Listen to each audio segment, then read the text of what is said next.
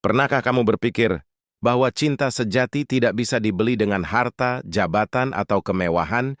Bahwa kadang orang yang terlihat sederhana justru menyimpan kisah paling luar biasa di balik senyumnya yang tenang? Inilah kisah tentang seorang CEO muda yang punya segalanya, kekayaan, kekuasaan, dan wajah tampan yang membuat banyak wanita berlomba-lomba mendekatinya. Tapi siapa sangka, di balik jas mahal dan mobil mewahnya, ada hati yang kesepian, haus akan kasih sayang yang tulus, bukan karena uang atau status. Suatu hari, ia memutuskan untuk menyamar menjadi orang miskin, meninggalkan dunia glamornya, dan menjalani kehidupan sederhana di kampung kecil. Di sanalah ia belajar arti sesungguhnya dari cinta, pengorbanan, dan keikhlasan. Kisah ini akan membuatmu menangis, tersenyum, dan mungkin menatap ulang arti cinta dalam hidupmu. Dan sebelum kita mulai kisah penuh makna ini, tekan tombol subscribe, nyalakan loncengnya, like, komen, dan share videonya agar semua orang mengetahui apa itu arti cinta sejati.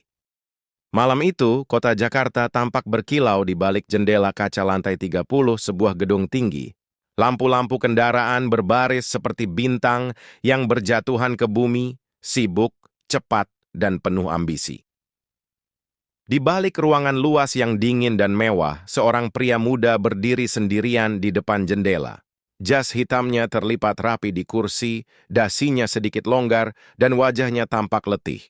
Namanya Arga Mahendra, CEO muda yang namanya sudah menjadi legenda di dunia bisnis. Di usia 30 tahun, Arga telah mencapai semua yang orang impikan. Ia punya perusahaan teknologi raksasa, rumah seluas istana, mobil sport berjejer di garasi, dan rekening bank yang tak pernah kosong. Namun malam itu, semua kemewahan itu justru terasa seperti beban. Arga menatap pantulan dirinya di kaca, tampak gagah, sukses, tapi juga sepi. Kenapa ya? Rasanya kosong banget, gumamnya pelan. Suara langkah kakinya bergema di lantai marmer yang dingin. Ia tadi berjalan menuju meja kerjanya, mengambil bingkai foto yang sudah lama tergeletak di sana. Foto itu memperlihatkan dirinya di acara penghargaan, dikelilingi oleh orang-orang yang tersenyum, menyalami, dan memujinya. Tapi tak ada satupun dari wajah itu yang benar-benar ia kenal dengan hati. Ia duduk di kursi besar dan bersandar, menghela napas panjang. "Aku punya segalanya, tapi kenapa enggak punya siapa-siapa?" Bisiknya lirih. Ponselnya bergetar. Sebuah pesan masuk dari sekretaris pribadinya, Rani. "Pak, undangan gala dinner sudah siap. Banyak investor ingin bertemu malam ini." Arga mengetik singkat. "Batalkan semua, saya mau sendiri malam ini." Rani sempat menelepon, tapi Arga tak mengangkatnya. Ia mematikan ponsel, lalu menatap langit Jakarta yang gelap dan penuh lampu. Dalam diam, hatinya berbisik. "Kalau aku bukan CEO, kalau aku cuma orang biasa, apa masih ada yang mau lihat aku dengan mata yang sama?" Pertanyaan itu menancap dalam di hatinya. Beberapa menit kemudian, Arga berdiri, membuka lemari besar di ruang pribadinya, dan mengeluarkan pakaian lama, kaos abu-abu polos, celana jeans yang warnanya sudah pudar, dan jaket denim yang sudah hampir dilupakan. Ia memandangi setelan itu lalu tersenyum kecil. "Mungkin aku harus berhenti jadi Arga Mahendra untuk sementara," katanya sambil menatap bayangannya di cermin. Keesokan paginya, Arga meninggalkan rumah megahnya di kawasan elit tanpa supir, tanpa mobil sport. Ia berjalan kaki hanya membawa satu tas ransel kecil. Tak ada yang mengenalinya, hanya seorang pria biasa dengan wajah lelah, tapi mata yang penuh tekad. Di halte kecil dekat jalan raya, seorang bapak tua menatapnya sambil tersenyum. "Kerja, Nak?" "Iya, Pak. Lagi nyari kerja baru," jawab Arga sambil tersenyum balik. "Semangat ya. Zaman sekarang susah, tapi asal jujur pasti rezeki ada." Arga mengangguk pelan. Dalam hatinya, kalimat sederhana itu terasa jauh lebih bermakna daripada ratusan pidato motivasi yang pernah ia dengar dari rekan-rekan bisnisnya. Ia berjalan menyusuri gang-gang sempit di pinggiran kota, melewati deretan rumah kontrakan, suara anak-anak bermain, dan aroma gorengan dari warung kecil. Begini rasanya hidup tanpa status, gumamnya. Ia menemukan satu rumah kontrakan kecil yang disewakan. Pintu kayunya terbuka sedikit, dan seorang ibu paruh baya keluar sambil membawa ember cucian. "Nyari tempat, Mas?" Iya Bu, kalau boleh saya sewa satu kamar aja nggak perlu besar. Ada, tapi kecil banget loh. Cuma muat satu kasur sama kipas angin rusak. Arga tersenyum. Itu aja cukup, Bu. Malam itu, Arga tidur di kasur tipis dengan langit-langit bocor. Angin malam masuk dari celah jendela, tapi entah kenapa, atau Wiamir aku lebih mesdamai dari sebelumnya. Untuk pertama kalinya dalam bertahun-tahun, ia tertidur bukan karena lelah bekerja, tapi karena tenang. Beberapa hari kemudian, Arga mulai mencari pekerjaan sederhana. Ia berpura-pura sebagai lulusan SMA yang kehilangan pekerjaan karena pandemi. Ia melamar ke berbagai tempat, dari bengkel, toko kelontong, sampai warung makan. Namun tak ada yang mau menerima, hingga akhirnya ia tiba di sebuah kafe kecil di pasar rakyat bernama Kopi Hati Senja. Kafenya sederhana, dengan meja kayu, kursi plastik, dan aroma kopi yang menenangkan. Di balik meja kasir berdiri seorang perempuan muda dengan wajah lembut Nadia. Rambutnya diikat sederhana, bajunya polos, tapi senyumnya begitu tulus. Mas mau ngelamar kerja? Tanya Nadia sambil mengelap meja. Iya, Mbak. Tapi saya nggak punya pengalaman banyak. Tenang aja, di sini yang penting niat kerja. Namaku Nadia. Kamu siapa? Arga, jawabnya, mencoba menahan gugup. Baik, Mas Arga. Nanti saya ngomong sama pemilik kafe, ya. Kalau boleh, kamu bantu dulu bersihin meja. Arga langsung mengambil kain lap dan mulai bekerja. Ia membersihkan meja, menyapu lantai, dan bahkan membantu menuang kopi untuk pelanggan. Semua gerak-geriknya tampak canggung, tapi Nadia tidak menertawakannya. Ia hanya tersenyum. Mas Arga, pelan-pelan aja. Nanti gelasnya pecah, katanya lembut. Iya Mbak, maaf, masih grogi. Hehe, nggak apa. Di sini, semua belajar kok. Dari obrolan ringan itu, Arga mulai mengenal sisi kehidupan yang selama ini tak pernah ia rasakan. Sederhana tapi tulus. Hari-hari berikutnya terasa berbeda. Arga bangun pagi bukan untuk rapat atau menandatangani kontrak, tapi untuk menyeduh kopi dan menyiapkan pesanan pelanggan. Ia bekerja bersama Nadia dari pagi sampai malam. Kadang mereka tertawa, kadang berdebat kecil. Tapi entah kenapa Arga selalu menantikan setiap detik bersamanya.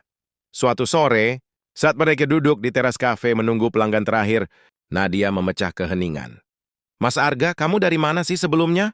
Arga terdiam sejenak lalu menjawab hati-hati. Dulu, aku kerja di perusahaan tapi udah lama keluar. Oh, pantesan ngomongnya halus banget, kayak bukan orang pasar. Arga tertawa kecil. Mungkin karena sering ngobrol sama mesin kopi. Nadia ikut tertawa. Tapi matanya seolah bisa membaca lebih jauh. Kamu kayak orang yang nyari sesuatu, Mas, bukan cuma kerjaan. Mungkin iya, jawab Arga lirih. Aku nyari arti hidup, nyari hati yang tenang. Nadia menatapnya dengan lembut. Kalau nyari ketenangan jangan terlalu jauh, Mas. Kadang ketenangan itu ada di hal kecil, kayak ngelihat kopi panas yang perlahan mendingin, atau dengerin hujan sore sambil nyeruput teh. Kata-kata itu menusuk ke hati Arga. Ia menatap gadis di depannya. Sederhana, tapi begitu bijak. Mungkin kamu benar, Nad. Mungkin aku terlalu lama hidup di tempat yang bising. Hari berganti. Arga mulai terbiasa dengan ritme kerja di kafe itu. Ia belajar menyeduh kopi dengan sabar, melayani pelanggan dengan senyum, bahkan ikut membantu Nadia mencatat pengeluaran harian. Setiap kali mereka bekerja berdampingan, Arga merasakan kehangatan yang sulit dijelaskan. Bukan sekadar rasa suka, tapi sesuatu yang lebih dalam, lebih lembut, lebih murni. Suatu hari hujan turun deras. Air mengguyur jalanan pasar hingga tergenang. Nadia tetap tersenyum sambil berlari kecil mengantar pesanan kopi ke pelanggan yang duduk di luar. Tanpa pikir panjang, Arga melepas jaket lusuhnya dan berlari menghampiri. Ia menutupi kepala Nadia dengan jaket itu. Kamu bisa sakit nanti, katanya lembut. Mas Arga, kamu malah jadi basah, protes Nadia sambil tertawa kecil. Nggak apa-apa, yang penting kamu nggak sakit. Mereka berdua berdiri di bawah hujan, tertawa bersama, seolah waktu berhenti. Bagi Arga, momen itu sederhana. Tapi anehnya, hatinya bergetar hebat. Ia merasa menemukan sesuatu yang selama ini hilang, ketulusan yang tidak bisa dibeli dengan uang. Dan malam itu, ketika ia kembali ke kontrakan kecilnya yang lembab, Arga menatap langit-langit bocor itu sambil tersenyum sendiri. Kalau ini bukan cinta, aku nggak tahu lagi apa artinya cinta. Hari-hari berlalu dan perlahan Arga menyatu dengan kehidupan barunya. Ia bukan lagi seorang direktur yang dihormati banyak orang, melainkan seorang pelayan kafe biasa yang mencuci gelas dan mengantarkan kopi. Tapi entah kenapa, setiap kali Nadia menatapnya dengan senyum lembutnya itu, semua rasa lelah hilang begitu saja. Kadang, di sela kerja, mereka berbincang tentang hal-hal kecil, tentang cuaca, tentang pelanggan yang lucu, bahkan tentang mimpi. Mas Arga, kalau kamu punya banyak uang, kamu pengen ngapain? Tanya Nadia suatu sore sambil mengaduk kopi. Aku pengen buka tempat yang bisa nolong orang. Kayak rumah singgah mungkin? Jawab Arga sambil berpura-pura berpikir. Wah, sama dong. Aku juga pengen punya kafe sendiri, tapi hasilnya mau aku pakai buat bantu anak-anak jalanan. Arga menatapnya dengan kagum. Gadis sederhana itu, pikirannya begitu tulus.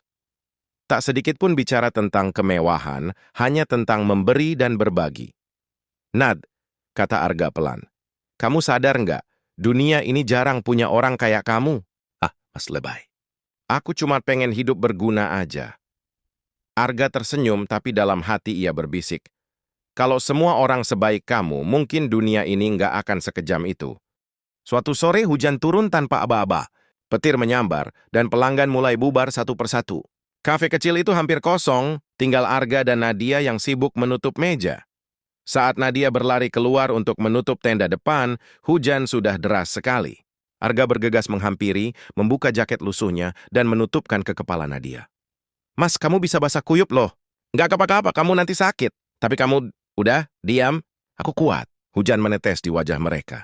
Sesaat, Nadia menatap Arga dan waktu seolah berhenti. Ada sesuatu di matanya. Kehangatan, kenyamanan, sesuatu yang belum pernah dirasakan Arga dari siapapun. Mas Arga. Suara Nadia pelan, nyaris tenggelam dalam suara hujan. Iya, Nad, kamu orang yang aneh. Aneh kenapa? Nggak semua orang peduli kayak kamu. Padahal kamu sendiri juga susah. Arga hanya tersenyum kecil. Kalau peduli harus kaya, dunia ini nggak akan punya kasih sayang. Nadia menunduk, tersenyum malu. Dan entah sejak kapan, Yadi Arga tak lagi sekadar tenang saat melihat Nadia. Kini ia berdebar.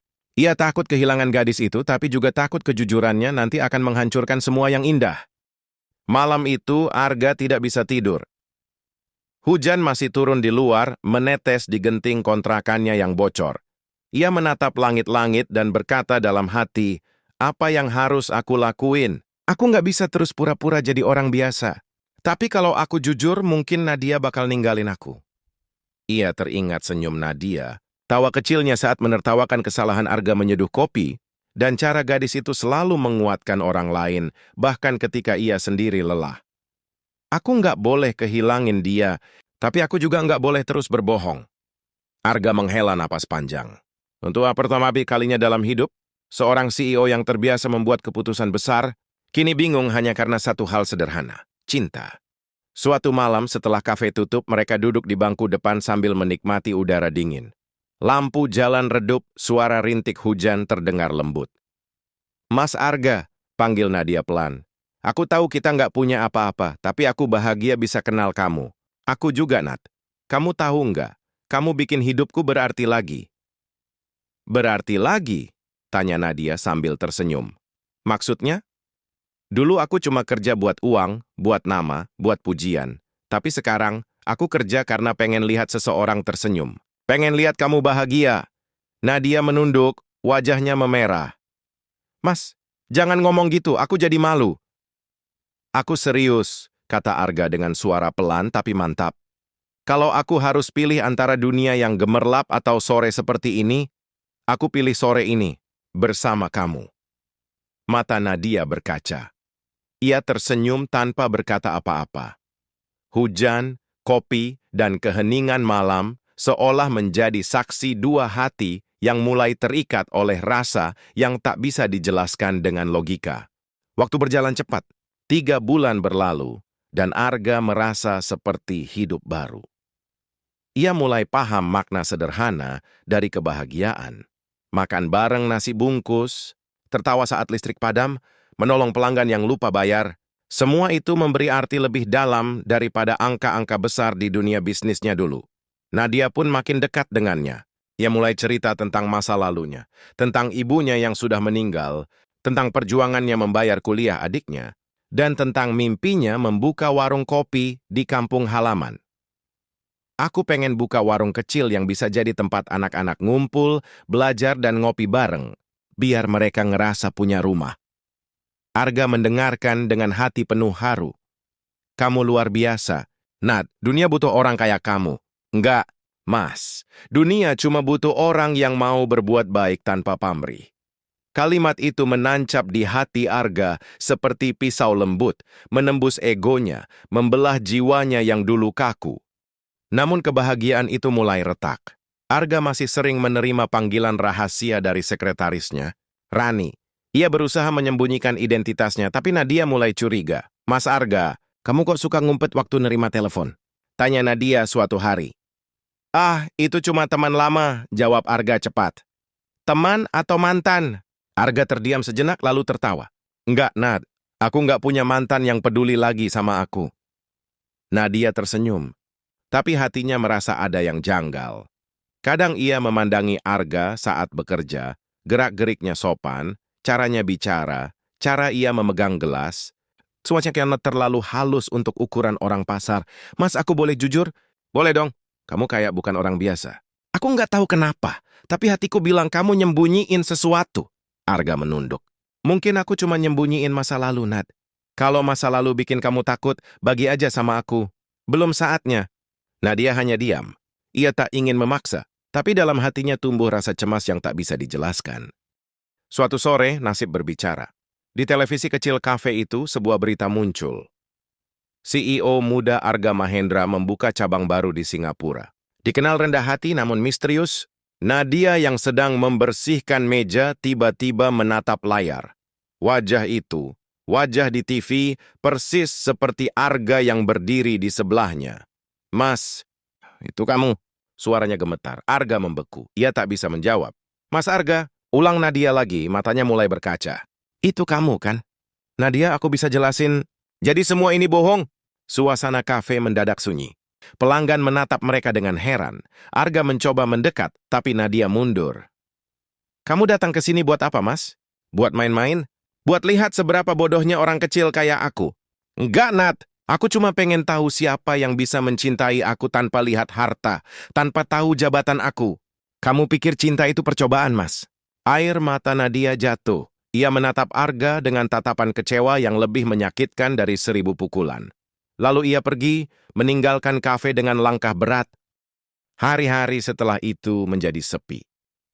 Arga kembali ke kehidupannya sebagai CEO, tapi semua terasa hampa, gedung tinggi, mobil mewah, dan pertemuan penting tak lagi berarti. Ia duduk di ruang kantornya, menatap foto timnya di dinding. Aku pikir aku pinter, tapi ternyata aku cuma pengecut yang takut jujur. Rani, sekretarisnya, mencoba bicara. Pak Arga, semua proyek sukses. Tapi kenapa Bapak kelihatan sedih? Kadang, sukses itu justru kehilangan rasa, jawab Arga pelan. Ia kembali ke apartemennya malam itu, menatap langit Jakarta yang sama seperti malam pertama dulu. Tapi kali ini, hatinya kosong. Hanya ada nama satu orang di benaknya, Nadia. Beberapa minggu kemudian, Arga pergi ke kafe tempat mereka dulu bekerja. Kafe itu sudah tutup. Papan bertuliskan dijual tergantung di depan. Pemilik lama berkata, Nadia udah pindah, katanya mau buka warung di kampung ibunya. Tanpa pikir panjang, Arga langsung pergi. Ia menempuh perjalanan jauh menuju sebuah desa di kaki gunung. Perjalanan itu bukan sekadar mencari seseorang, tapi mencari kedamaian yang hilang. Setibanya di sana, ia melihat warung kecil dengan papan kayu bertuliskan, Warung Kopi Hati. Di depan warung itu, Nadia berdiri menyapu halaman. Wajahnya tenang, lebih dewasa, tapi senyumnya masih sama. Arga berdiri beberapa meter di depannya, menatap penuh rindu. Nadia. Panggilnya pelan buat Nadia menoleh. Matanya terbelalak, suaranya tercekat. Mas Arga. Tuan CEO, jangan panggil aku itu. Aku datang bukan sebagai CEO, tapi sebagai lelaki yang masih mencintaimu. Air mata Nadia mulai jatuh, tapi ia mencoba kuat. Kenapa kamu datang, Mas? Karena aku nggak bisa hidup tanpa kamu. Tapi kamu udah punya segalanya. Semuanya nggak berarti tanpa kamu. Arga menatapnya dengan penuh penyesalan. Aku salah, Nat. Aku egois. Aku takut kehilangan kamu, makanya aku sembunyi. Tapi sekarang aku datang. Bukan buat cari maaf, tapi buat mulai dari awal dengan jujur. Nadia menatapnya lama, lalu berkata, pelan. Kalau kamu mau mulai lagi, buang jas itu. Duduk di sini, bantu aku nyeduh kopi. Baru aku percaya kalau kamu datang bukan cuma karena rasa bersalah. Arga tersenyum. Ia melepas jas mahalnya, menggulung lengan ke meja, lalu berdiri di belakang meja kecil. Ajarin aku nyeduh kopi lagi, Nat. Kamu masih ingat caranya? Yang penting kamu di sini, aku belajar lagi dari awal. Beberapa bulan berlalu. Warung kopi kecil itu menjadi tempat yang ramai. Arga benar-benar tinggal di desa itu, membantu Nadia dan hidup dengan sederhana. Setiap pagi mereka menyeduh kopi sambil menyapa orang-orang. Tak ada lagi jas mahal, tak ada rapat besar, hanya dua hati yang saling menjaga. Di dinding warung itu tergantung sebuah tulisan tangan. Cinta sejati tidak butuh nama besar, tidak butuh harta, hanya butuh hati yang jujur. Dan di bawahnya, foto mereka berdua sedang tersenyum sambil memegang dua cangkir kopi. Arga kini bahagia bukan karena kekayaannya, tapi karena ia akhirnya menemukan cinta yang benar-benar melihat dirinya tanpa topeng. Dan begitulah akhirnya, cinta yang berawal dari kepura-puraan justru berujung pada keikhlasan. Siapa sangka, lelaki yang dulu mencari cinta sejati di tengah kemewahan justru menemukannya saat ia menanggalkan semua gengsi dan harta. Ia belajar bahwa cinta bukan tentang siapa yang paling kaya, paling tampan atau paling berkuasa, tapi tentang siapa yang mau bertahan tulus dan mencintai tanpa pamrih. Kadang, Tuhan menyembunyikan cinta sejati di balik kesederhanaan. Bukan agar kita kesulitan menemukannya, tapi agar kita benar-benar tahu siapa yang mencintai kita karena hati, bukan karena apa yang kita miliki. Jika kisah ini menyentuh hatimu, jangan biarkan berhenti di sini. Mari kita terus sebarkan pesan kebaikan dan cinta yang tulus ke lebih banyak hati. Tekan tombol like dan tulis komentarmu di bawah. Apakah kamu masih percaya cinta sejati itu ada? Dan jangan lupa subscribe channel Lembah Kisah agar kamu tidak ketinggalan cerita inspiratif berikutnya yang akan menggugah hati dan menggetarkan jiwa. Karena di Lembah Kisah, setiap cerita bukan sekadar dongeng, tapi cermin kehidupan yang mengajarkan arti cinta, kesabaran, dan keikhlasan. Sampai jumpa di kisah berikutnya. Semoga hatimu selalu dipenuhi cinta yang tulus dan berkah dari Allah.